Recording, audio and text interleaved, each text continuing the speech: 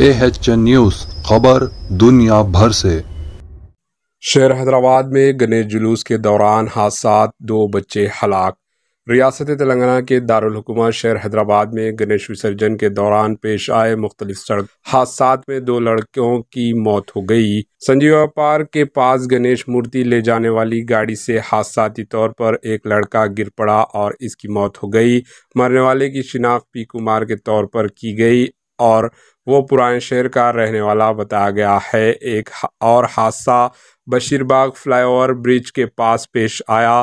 Police के मुताबिक संतोष नगर से ताल्लुक़ रखने वाला 4 साला लड़का अपने माँ बाप के साथ गणेश विसर्जन में शामिल होने के लिए बाइक पर जा रहा था कि इनकी गाड़ी बशीरबाग इलाके में बेकाबू हो गई, जिसके नतीजे में वो तमाम गाड़ी से गिर पड़ा। इसी दौरान अगबी सिमात से आने वाली दूसरी गाड़ी ने 4 साला लड़के को टक्कर दे दी, जिसकी वजह से इसकी मौत हो गई। महलूक की शिनाख्त आयुष के तौर पर की गई। पेश है इस खुसूस की ये report. Bureau report AHN news. AHN news को लाइक करें, शेयर करें और सब्सक्राइब करना ना भूलें।